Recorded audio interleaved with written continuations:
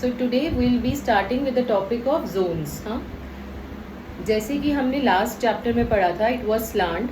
तो स्लांट एक ऐसा चैप्टर होता है जो हमें किसी भी इंडिविजुअल की पर्सनालिटी, उसका कम्युनिकेशन, उसकी डिपेंडेंसी लेवल और उसकी अप्रोच को बताता है. एंड उसके लिए हमने 3 टाइप्स के स्लांट्स पढ़े थे, the vertical, right slant and left slant. अब आज का जो टॉपिक है जोन्स, वो हमें क्या बताता है? Zones basically tells us about the, लिखे, about the frustration level of the person, the anxiety level and the state of happiness. कि लाइक हर इंसान का हैप्पी रहने का क्राइटेरिया डिफरेंट होता है. Some of the individual can find frustrations, anxiety and state of happiness.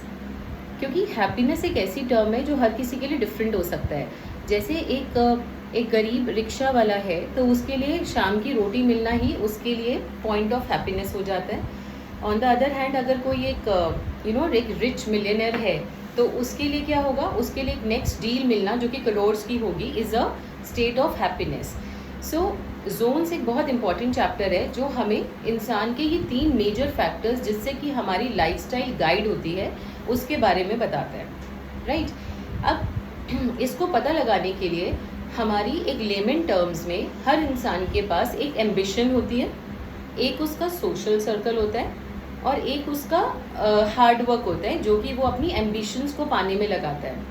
तो जो जोन्स है उसका जो एनालिसिस पार्ट रहेगा that will be based on these 3 parameters like ambition, social circle and hard work. And on the basis of these 3 parameters हम किसी भी individual का frustration level, social circle and hard work, ये 3 parameters होते हैं, hand writing parameters, जिसको analyse कर will be able to जज a person frustration level, anxiety level and the stress level. So ये इसमें 2 चीज़ें हैं. एक तरफ आप पहले पता लगाएंगे कि what is the ambition of an individual, what are the social circle, what is the hard work. जब वो पता लगा लोगे तो उसके बाद you come up to a conclusion कि what is the frustration level of the individual, what is the anxiety level and how happy that is. मतलब एक हमारा एनालिसिस का पार्ट है और एक उससे जो रिजल्ट निकल के आता है एक वो है. So we'll be analysing today's chapter in 2 different parameters. एक चीज़ हमारी एनालिसिस है और एक चीज़ इन्फ्रेंस है. अभी मैं आगे जब समझाऊंगी तो आपको ये चीज़ समझ आ जाएगी. ठीक है. अब इसको समझने के लिए we just try to understand like English handwriting. जो हमारी इंग्लिश हैंड राइटिंग होती है that has been divided into 26 alphabets. Like अगर मैं हमारे अल्फ़ाबेट्स की बात करूँ so there are 26 alphabets in English. Now in English handwriting there are 3 zones. ठीक है. हमारे यहाँ 3 जोन्स होते हैं. One is upper zone, one is middle zone and one is lower zone alphabets. तो सबसे पहले will just try to understand कि हम 26 अल्फ़ाबेट्स को इनमें प्लेसमेंट कैसे करते हैं. Right.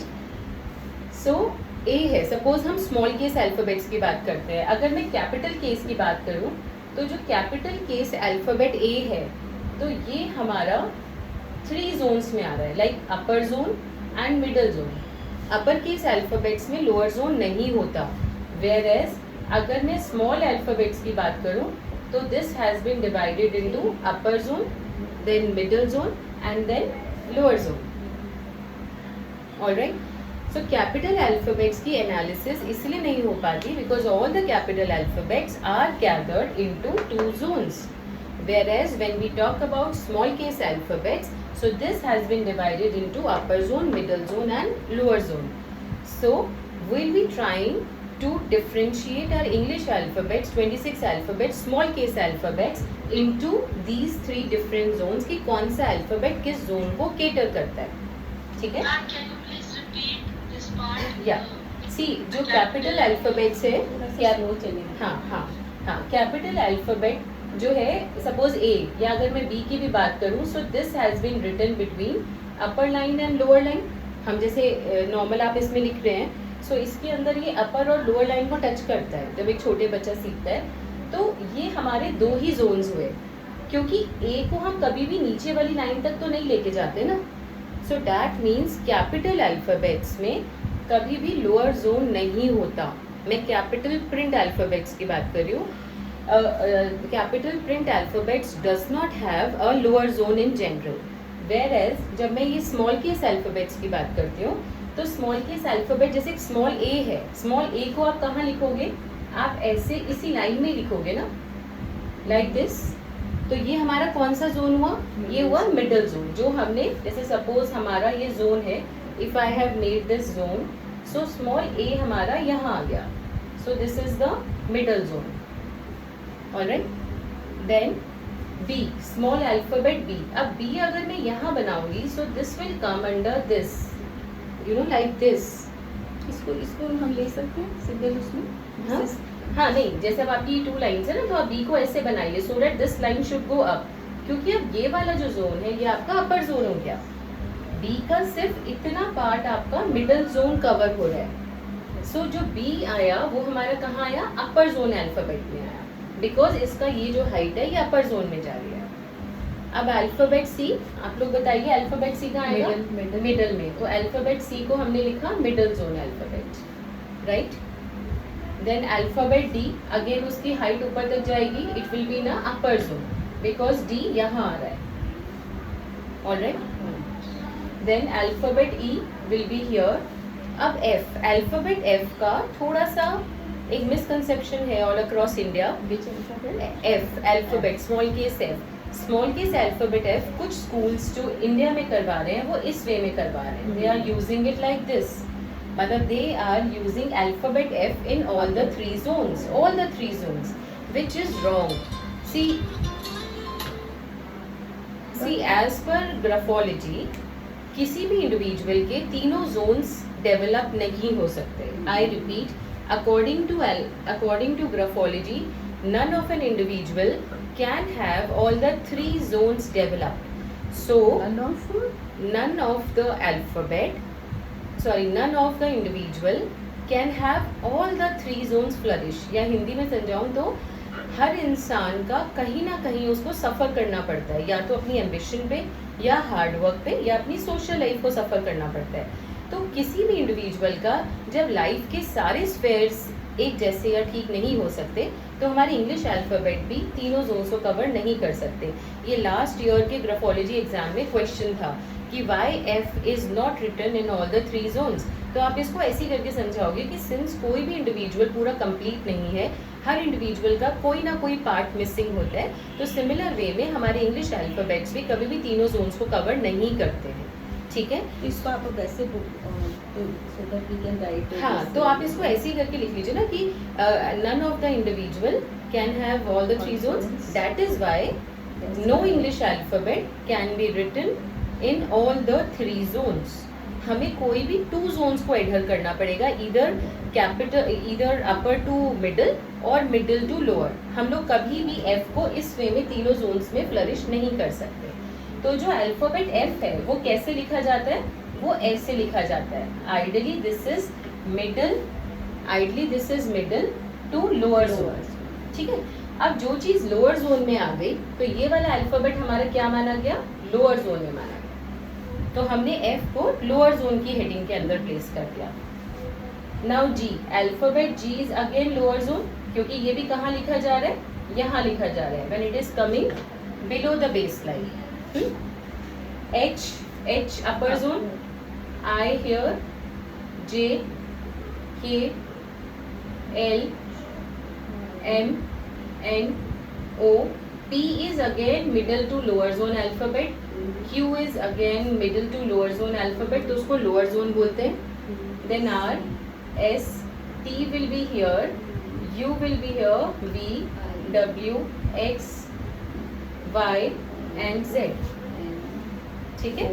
So this is how, आप इसको लिख लीजिए. This is how we divide all the English alphabets in 3 different zones, because in order to understand this topic of zones we really need to understand कि what all English alphabets will cover which kind of zone, and then we come across the part कि कौन सा zone क्या बताता है, and what are the personality traits which are hidden behind the alphabets. So you just write it down, everyone, this, so that I can erase this and I'll come up to the point. Written like this or close? Which one? P. P. See, this is a cursive P actually what I have written. You can make it close also. Why? Because this is cursive P. And अगर मैं print T की small में बात करूँ तो कुछ लोग इसको ऐसे join करके भी लिखते हैं. This is one and the same thing. आप कैसे भी लिख सकते हो. But the ultimate pointer is you have to understand कि जो P है वो अल्फ़ाबेट इस तरीके से पूरा नहीं जाएगा. हाँ हाँ, क्योंकि सिर्फ एक F एंड P के साथ ही हमारे पास प्रॉब्लम आती है. अदरवाइज ऑल सारे अल्फ़ाबेट्स में तो क्लियरली डिफाइंड है कि वो कौन से जोन में जा रहे हैं. बट P समटाइम्स मिडिल और लोअर जोन भी कवर कर तो मिडिल और लोअर ही कर रहे हैं ना. आप देखो आइडियल जो P है तो लोअर जोन. हाँ, जो भी चीज़ लोअर जोन में जा रही है, जैसे Okay, हमने okay, अपर जोन okay. में जो चीज़ ऊपर टच किया तो वो अपर Right, जोन हो right, गया. right. तो similarly any alphabet which is covering middle to lower, Yes. हम उसको कैटेगराइज करते हैं लोअर जोन अल्फ़ाबेट में. ठीक है. I hope it is clear. Pooja, Jyoti. हाँ. So should I raise the board? Have you written? Just show the thumbs up. In lower zone we have F, G, J, P, Q, Y. Right? Y, Z, small Z also in lower. Small Z कैसे बनाओगे? Small Z को बना के देखो, नीचे ही तो आएगा उसका जोन. आप कर्सिव जब Z लिखते हो, नहीं वो ऐसे वाला नहीं होता. जो अगर आप एक नॉर्मल ऐसे Z लिखते हैं, so this is a print Z. अगर हम एक नॉर्मल कर्सिव का Z लिखेंगे, so this has to be written like this. Yes. ठीक है. So ultimately this will cover in between your lower zone alphabet. So अगर- now हमारा analysis cursive के basis पे. ऑलमोस्ट कर्सिव के बेसिस पे होता है, because graphology is a western concept and all the cursive alphabets which are based on the Roman alphabets are cursive based. So ideally we do it like this. और अगर आप suppose print भी लोगे, अगर हम print writing भी लेते हैं तो कहीं ना कहीं Y भी यहाँ आ रहा है, Z भी ऐसे बनता है उसमें, P भी ऐसे बन रहा है, G भी वो लोग ऐसे करते हैं. बट अगर हम प्रिंट लेते हैं then Z will come in this upper zone. नहीं, not in the Z. upper zone. Z small case will be coming up like this. और अगर Capital, ये भी बने, capital. कैपिटल तो है ही दो जोन में, कैपिटल तो बन ही ऐसे रहा है. तभी हम कैपिटल अल्फाबेट्स की बहुत ज़्यादा एनालिसिस नहीं करते.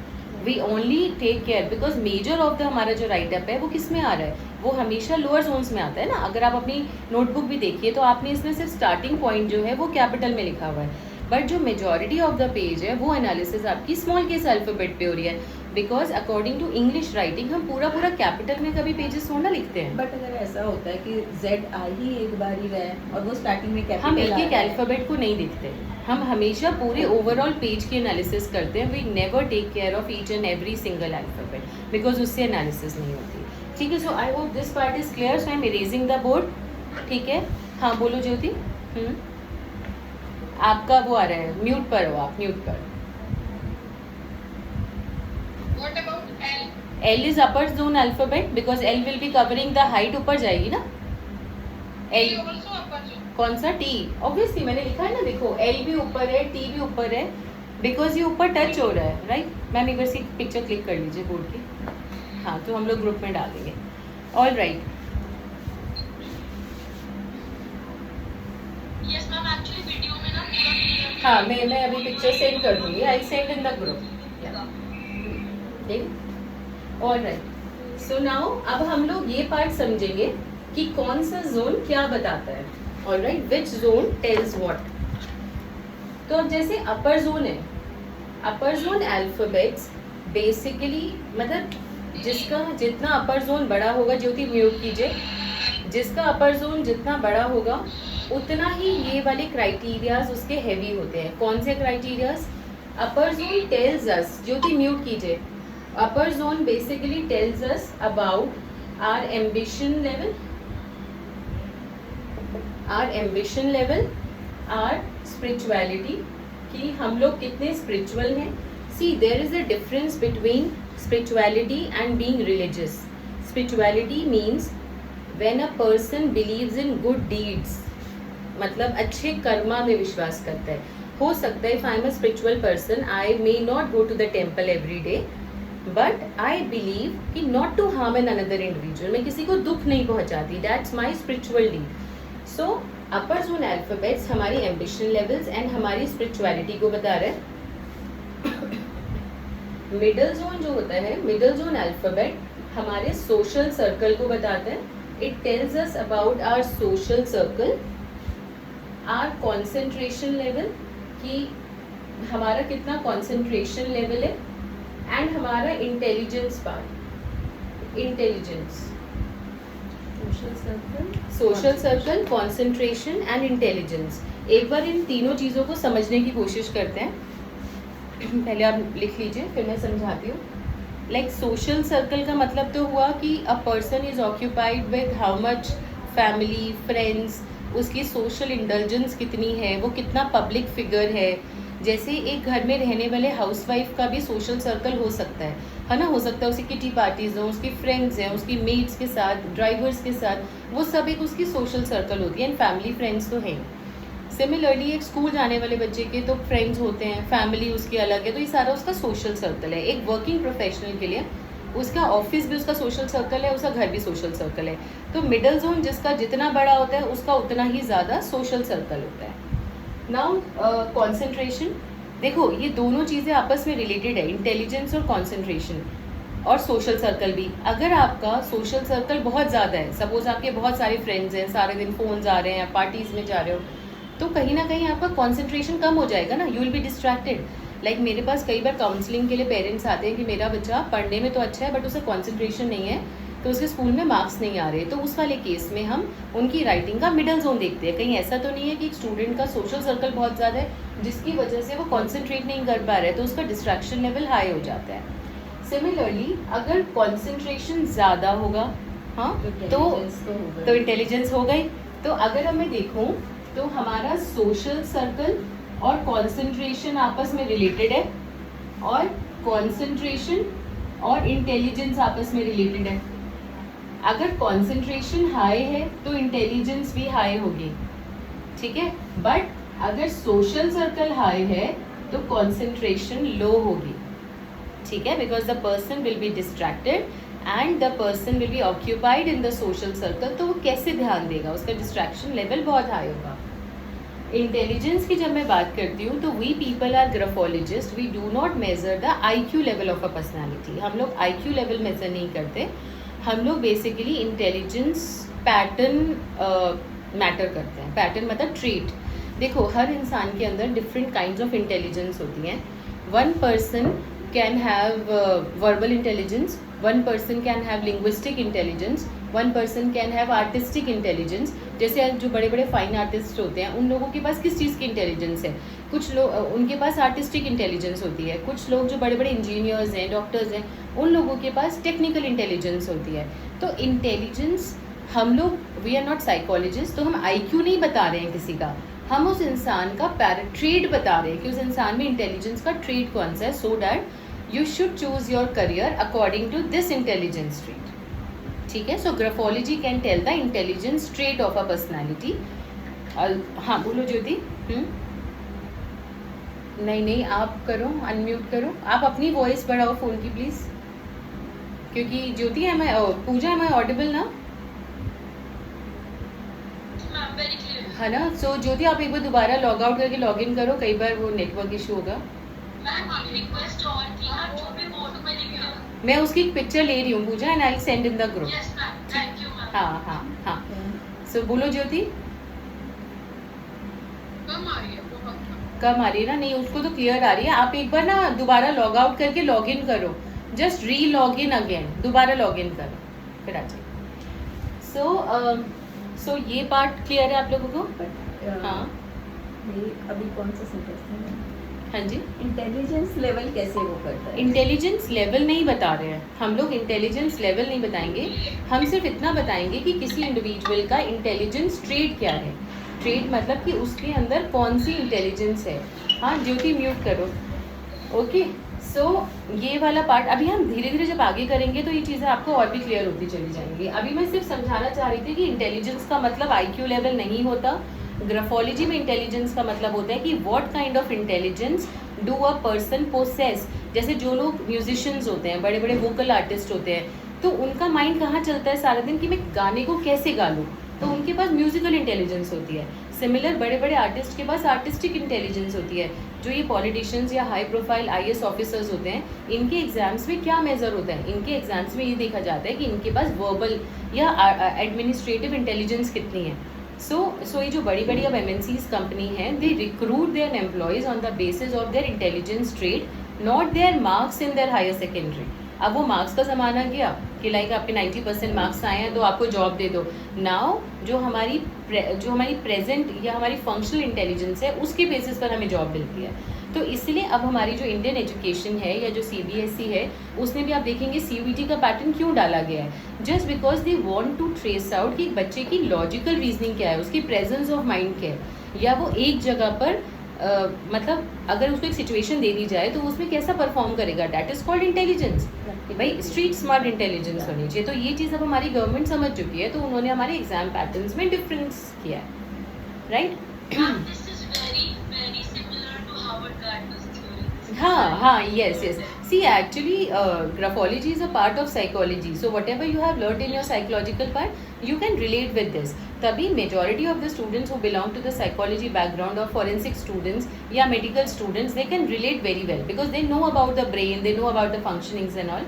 But yes, अगर आप लेमन भी हैं सपोज, तो भी आप इन कॉन्सेप्ट को समझ पाओगे, because I just try to make you understand कि उसको हम एक सिंपल भाषा में समझें। वी जो just not try to make it very scientific, ठीक है? And I know zones is the little difficult chapter, तभी हम लोग उसको स्लो चलेंगे। हो सकता है मैं आज कॉम्बिनेशंस नहीं लूँगी, I be just trying to make out कि क्या होता है, सो डैट इसमें अभी और भी पार्ट बचा है जिसमें कॉम्बिनेशंस होते हैं। Will just try to see कि if will take it today. Okay, now lower zone.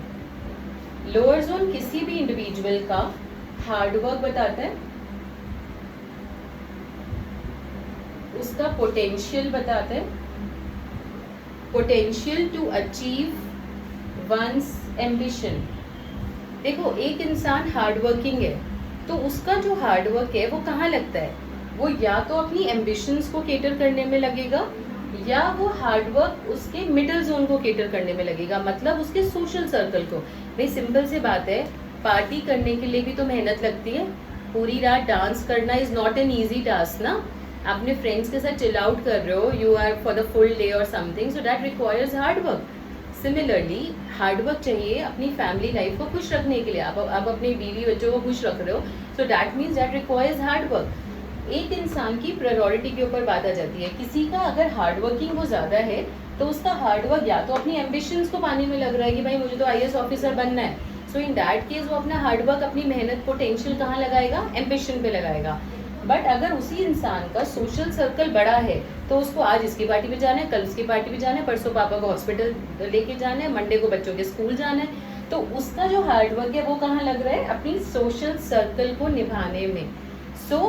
तो अभी डिपेंड करता है। देखो, हम we are nobody to tell what is wrong and what is right. हम लोग जजेस नहीं है, वी कांट जज बिकॉज यू नेवर नो कि किसी की क्या पर्सनल कमिटमेंट्स हो सकती हैं। लाइक मैं एग्जांपल देती हूँ कि जैसे अगर आपने देखो कि अगर कोई एक लेडी है, suppose she has lost her husband and उसको घर के लिए पूरा ब्रेड अर्निंग करनी है, तो हो सकता है उसकी एम्बिशंस हो to give some government exams, but due to the family commitments कि since now she is the bread earner of the family, उसको अपने बच्चों की अपब्रिंगिंग करनी है, तो उसके लिए उसको अपनी एम्बिशंस को सेक्रीफाइस करनी पड़े और उसको जॉब करनी पड़े just to create a livelihood for her kids. So circumstantials हो सकते हैं, इसलिए हम कभी भी किसी को जज नहीं करते कि तुम्हारा मिडिल जोन पड़ा है तो तुम सारे दिन पार्टीज ही कर रहे होगे। नो, हो सकता है उसके एक डिफरेंट पर्सनल कमिटमेंट्स हो। एक लेडी है, लड़की है सपोज कॉलेज गोइंग, एंड उसके दोनों पेरेंट्स अगर बीमार पड़े at a very early age, at an age of 18, if she started working और उसने अपनी एम्बिशंस को छोड़ दिया, वाई? बिकॉज उसको क्या करना है, उसको अपनी पापा मम्मी की तबीयत को दिखाना है, उनको हॉस्पिटल्स लेके जाना है। तो इन दैट केस हम उसको रॉन्ग तो नहीं करेंगे ना। भाई इंडिया में अभी भी पेरेंट्स को बहुत लीवरेज दी जाती है and we respect our parents and we should. तो बट सर्कमस्टांसेस के बेसिस पर ही काउंसलिंग की जाती है, इसलिए कभी भी ग्राफोलॉजी में 2+2 4 नहीं होता। मैं हमेशा बोलती हूँ ग्राफोलॉजी में हम सिर्फ इस कॉन्सेप्ट को पढ़ रहे हैं, again because we people are counsellors. हमें एक क्लाइंट से बात करते वक्त उसकी सिचुएशंस को समझना पड़ता है एंड उसके अकॉर्डिंगली। आप ऐसे नहीं बोलेंगे कि हाँ तुम्हारा मिडिल जोन पड़ा है तुम तो सारे दिन पार्टीज करते हो, कि भाई पार्टी, कई लोगों की जो पार्टीज है उनका प्रोफेशन बन जाता है। लाइक जो इवेंट मैनेजमेंट कंपनीज हैं या जो वहाँ पर वर्क करते हैं, पूरा रात वो लोग पार्टीज में रहते हैं। सो वी कांट जज दोज पीपल। सो बेसिकली जो लोअर जोन है वो हमारे उस हार्डवर्क और पोटेंशियल को बताता है जो कहीं भी लग सकता है। वो अब आपकी सोशल सर्कल के लिए भी लग सकता है या फिर आपकी एम्बिशंस के लिए भी लग सकता है। और अगर वो एम्बिशन में जाएगा तो उतना ही इंसान स्पिरिचुअल भी हो जाएगा, तो वो अपनी स्पिरिचुअलिटी को भी कर लेगा। हो सकता है वो थोड़ा बहुत डोनेशंस कर दे, हो सकता है वो किसी की एजुकेशन स्पॉन्सर कर दे। तो ये सारी चीज़ों के लिए वो मेहनत कर लेगा कि चलो मैं बस थोड़ा पैसा आ रहा है, मैं 10% डोनेट कर देता What is this potential to achieve?